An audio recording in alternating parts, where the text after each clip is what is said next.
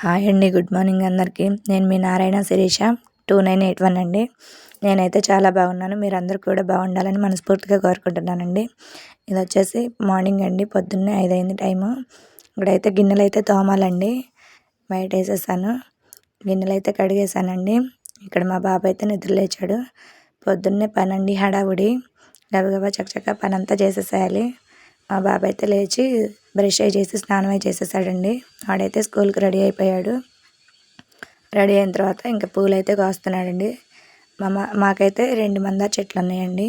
ఇంకా పూలు అయితే అవే సరిపోతాయండి పూజకి. మాకు రెండిటి పూలు సరిపోతాయి. ఇంక పూలు కొనే అవసరమే లేదండి, ఇంట్లో చెట్టు ఉంటే అంతే కదండి. నేనైతే ఈ మొక్క 100 రూపీస్ పెట్టి కొన్నానండి ఊర్లోకి వస్తే. కానీ చాలా బాగా పోస్తుందండి. తనైతే మా అత్తయ్య అండి. తనైతే కొమ్మ అందట్లేదని అందిస్తుంది. మా బాబు అయితే పూలైతే కోసేసాడండి. ఇక్కడ నేనైతే ఈరోజు ఈ ముగ్గు అయితే వేశానండి. ఇది మా వైపు అయితే దీన్ని రథం అంటారండి, మీ వైపు ఏమంటారో కామెంట్ చేయండి ఫ్రెండ్స్. ఇది శివరాత్రి వరకు అయితే ఈ ముగ్గు అయితే వేస్తారండి. నేనైతే వేశాను.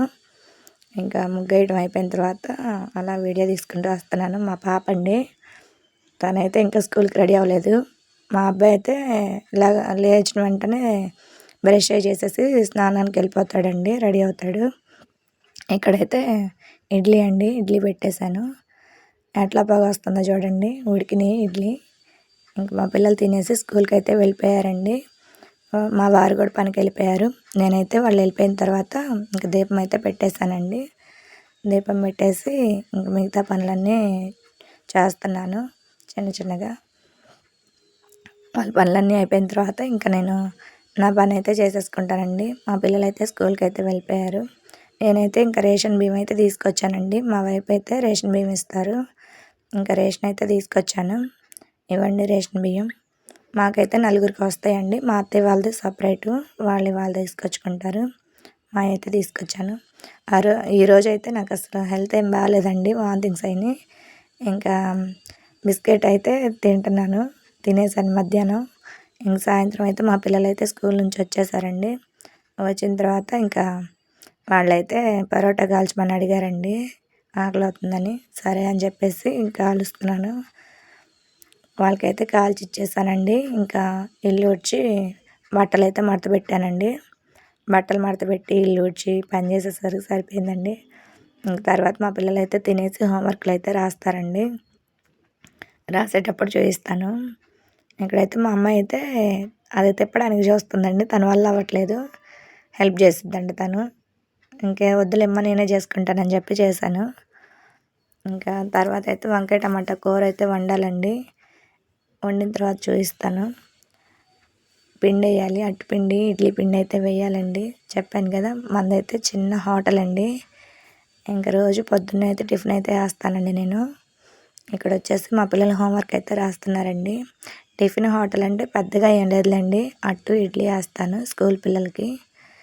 ఇంకా మన అట్టు వచ్చేసి అయితే 5 రూపాయలండి. ఇడ్లీ వచ్చేసి 10కి 4 అండి. నేనైతే చిన్నగా అయితే అలా పెట్టుకున్నానండి ఇంట్లోనే. ఇంట్లో ఊరకుండా ఏం చేస్తాంలే అని అట్లా వేస్తున్నానండి. ఇంకా మా పిల్లలైతే హోంవర్క్ అయితే రాస్తున్నారండి. ఇక్కడైతే దోసపిండికి అవి కడుగుతున్నానండి. నేను కడిగి దోసపిండి అయితే వేసేసాను. ఇంకా వంకాయ టమాటా కూర వండాలని చెప్పాను కదండి, కూర కూడా వండటానికి అవి అయితే రెడీ చేసుకుంటున్నానండి. కూర అయితే వండేస్తాను, వండిన తర్వాత చూపిస్తానులేండి. ఇక్కడ వచ్చేసి మా అబ్బాయి ప్యాకెట్ తీసుకొని తిన్నాడండి. దాంట్లో ఏదో సైకిల్ వచ్చిందంట, చిన్న బొమ్మ, దాంతో అయితే ఆడుతున్నాడు.